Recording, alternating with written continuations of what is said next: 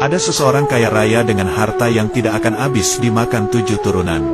Orang kaya ini didatangi malaikat.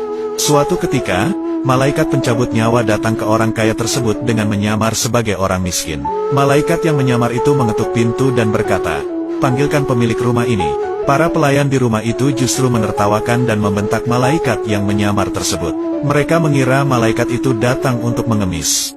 "Anda siapa? Anda miskin tidak layak ke sini bertemu Tuhan kami," hardik pelayan, lalu menutup pintu. Malaikat itu diam. Ia mengetuk pintu kembali. "Sampaikan saja kepada tuanmu, aku malaikat pencabut nyawa," tuturnya.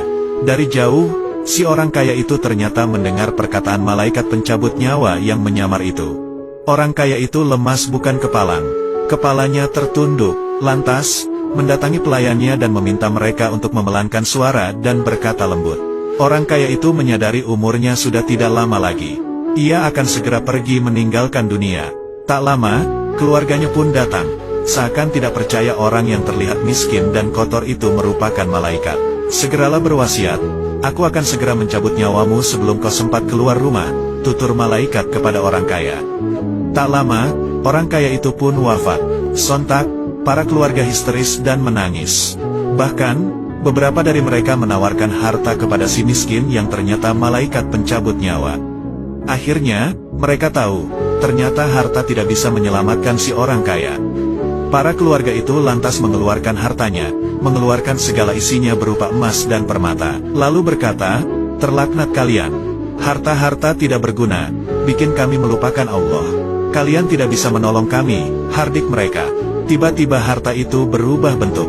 Emas dan permata itu berdiri. Ia berkata kepada kerabat orang kaya itu, "Duhai orang kaya, salah jika kalian mencaci maki kami. Aku sudah membuat derajat kalian tinggi. Kami telah membuat kalian punya kedudukan sama dengan raja-raja dan tuan-tuan. Lihatlah ketika keluarga kalian meminang seseorang yang kalian kehendaki, bukankah langsung disetujui? Itu karena harta kalian. Lalu, bagaimana nasib seorang saleh yang juga ingin melamar seseorang yang kalian pilih itu? Mereka gagal karena harta kalian menghalanginya. Dan masih banyak lagi." Sang harta melanjutkan dan berbicara lagi, "Wahai orang kaya, bukankah kau menggunakan kami untuk membiayai orang-orang kejam dan kami tidak berdaya untuk menolak? Wahai orang kaya, jika kau memilih menggunakan kami untuk berbuat baik, kamu akan dapat kebaikan.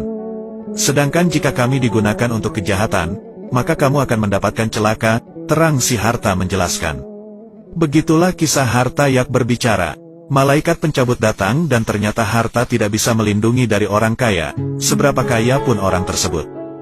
Kisah ini diceritakan oleh ulama Imam Ibnul Jauzi, Uyun al-Hikayat min Kohas es Solihin wa Nawadir az-Zahidin.